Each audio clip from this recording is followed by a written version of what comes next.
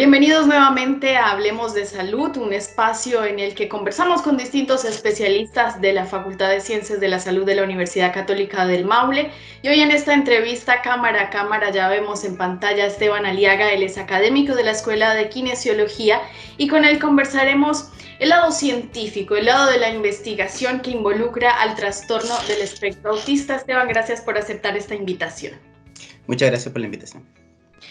Bueno, usted es uno de los académicos que ha iniciado, ¿cierto?, una serie de investigaciones desde el Maule para comprender un poco los mecanismos cerebrales del trastorno del espectro autista.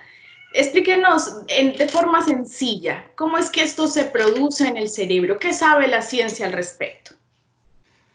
Bueno, tratando de decirlo en forma sencilla, tenemos que recordar primero que el autismo es una alteración donde la principal dificultad es la comprensión de las interacciones sociales. Y si nosotros lo pensamos bien, todos los mamíferos, todos los animales del tipo mamífero, tienen como conducta muy importante la interacción social. Por lo tanto, eso ha permitido generar modelos animales para el estudio. Y eso nos permite, ¿qué cosa? Nos permite ir a buscar las causas biológicas profundas del autismo, tanto en qué momento se producen las alteraciones iniciales y cuáles son esas alteraciones. Y lo que sabemos hoy en día, resumiendo muchísima investigación, es que la mayor parte de los factores de riesgo que se conocen y que están bien reconocidos, que son genéticos y algunos muy pocos ambientales, que son los que están bien demostrados, empiezan a actuar muy temprano en el desarrollo embrionario, ¿sí? Son factores que producen un efecto cuando las neuronas recién están empezando a formarse en el desarrollo de un embrión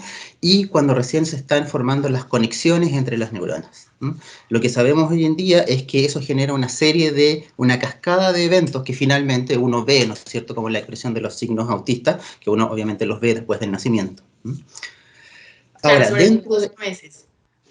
Dentro 12 de meses, ese, 2 años en los casos más graves, ¿cierto?, más temprano. Exactamente, en los casos más graves, es posible verlos más tempranos. Hoy en día hay investigación, discúlpame. Hoy en día hay investigación que nos dice, digamos, que uno de los eventos más particulares donde hay una acción de estos factores que son factores de riesgo para el autismo es un fenómeno que se llama la poda sináptica, ¿no? Un fenómeno que ocurre en muchas regiones de nuestro cerebro después del nacimiento. Eso significa que ocurre en contacto con el medio ambiente. De hecho, es una respuesta de nuestro cerebro al medio ambiente para adaptar los circuitos neuronales a lo que el medio ambiente nos exige.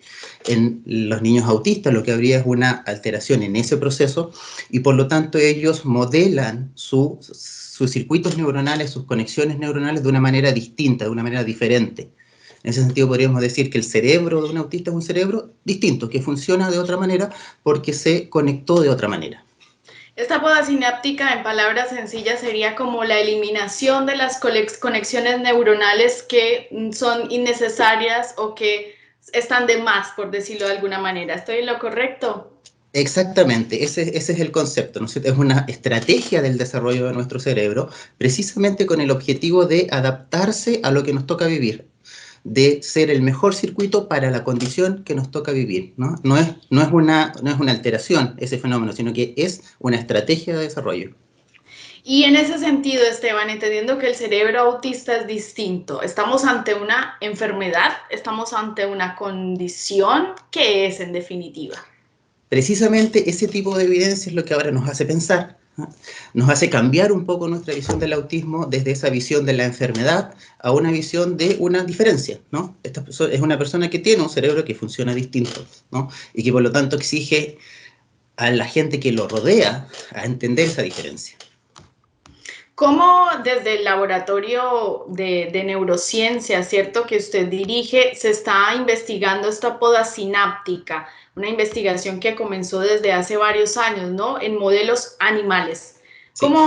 ¿Qué Lo que tipo de estamos haciendo experimentos usted nosotros realiza? en esos modelos animales es precisamente ir a estados tempranos, ¿no es cierto? En este caso, lo que más hemos estudiado son etapas muy tempranas después del nacimiento, y lo que queremos hacer es ir a mirar precisamente cuáles son los mediadores moleculares de esa poda sináptica, ¿no es cierto? Dónde está el mecanismo molecular que está alterado, y ahí hay teorías o hipótesis muy interesantes que dicen que en una poda normal hay un fenómeno que tiene que ponerse en juego que se llama autofagia, ¿no? Porque una neurona es una célula que tiene que decidir eliminar una parte de ella, algunas conexiones las que no está usando, y potenciar, quedarse y además potenciar aquellas que sí está usando, ¿sí? Y eso significa para una célula eliminar una porción, ¿sí? Y por lo tanto los mecanismos que tienen que ver con eso son mecanismos generales de eliminación de componentes celulares.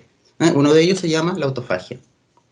¿Y de qué serviría, por ejemplo, en materia de tratamiento, en materia de relaciones sociales, conocer a nivel molecular, que ya está yéndose, ¿cierto?, muy a lo específico, conocer los aspectos moleculares de este cerebro autista?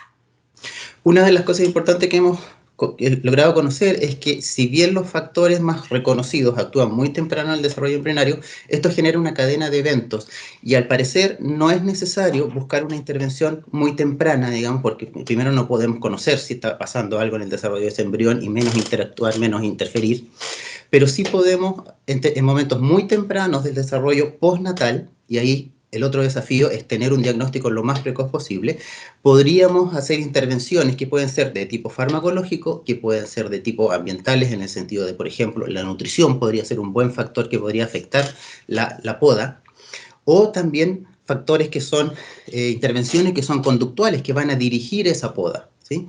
Por lo tanto, la buena noticia, a pesar de que los factores que inician el autismo aparentemente empiezan a funcionar muy temprano en el desarrollo embrionario, la buena noticia es que existen ventanas de algunas manipulaciones que podríamos hacer temprano en el desarrollo postnatal, una vez que el niño nace, y que podrían por lo menos reducir la sintomatología. Ahora, si consideramos que el autismo no es propiamente una enfermedad, sino que una diferencia, a lo mejor reducir la sintomatología ya es suficiente para que una persona no tenga tantos problemas por esta condición distinta.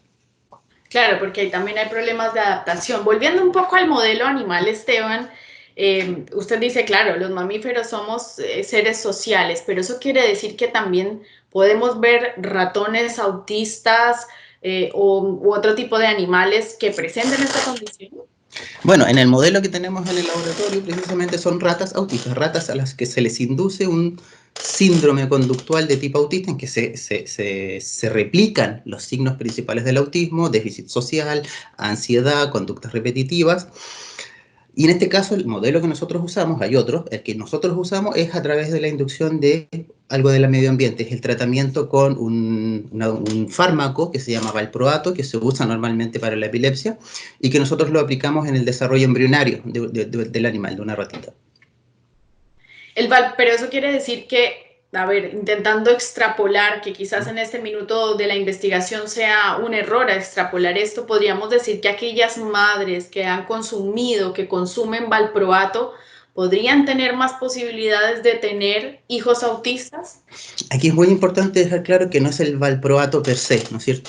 Sino que es un momento muy específico durante el desarrollo embrionario, durante el embarazo en el ser humano, que equivale a los últimos días del primer mes, digámoslo, alrededor del final del primer mes. Esa es la etapa crítica. Si una madre es epiléptica, está tomando esto y queda embarazada, bueno, es muy importante que en ese final del primer mes no se esté tomando valproato.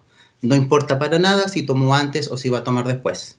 Solamente hay una etapa crítica y corresponde alrededor del final del primer mes. Esto está comprobado, Esteban, es decir, el valproato en ese momento sí produce niños con este Este es uno de trastorno. los factores, yo diría que es el factor ambiental que está mejor demostrado en este momento. Porque claro, continúa, no te La preocupes. otra serie de factores son genéticos, hay mutaciones que se conocen, bueno, y ahí está, la mutación está actuando desde el primer día digamos, de la concepción. Sigue siendo un enigma para la ciencia el trastorno del espectro autista. Brevemente, antes de que se nos termine el tiempo, Esteban, ¿cuáles son las proyecciones investigativas que usted tiene desde su laboratorio? Utilizando este modelo, nuestras proyecciones tienen dos grandes áreas. Una es tratar de detectar síntomas tempranos, ¿no? Ahora, como nosotros, en el cerebro autista es un cerebro que se está desarrollando diferente, tal vez no es necesario esperar la aparición de las alteraciones sociales y las alteraciones mejor conocidas del autismo, sino que a lo mejor hay otras alteraciones que se pueden detectar antes, como las motoras, por ejemplo, alteraciones, diferencias, ¿no? en la manera de moverse, en el control motor.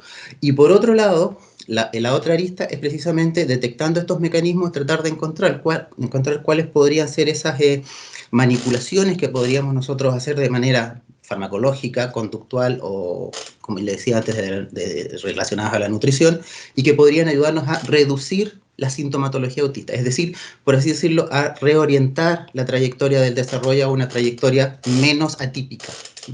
Perfecto. Investigaciones entonces que se están realizando desde el Maule en la Facultad de Ciencias de la Salud de la Universidad Católica. Gracias Esteban Aliaga por estar con nosotros y ustedes no se pierdan otro programa en redes sociales y también en nuestro canal de YouTube para que hablemos de salud.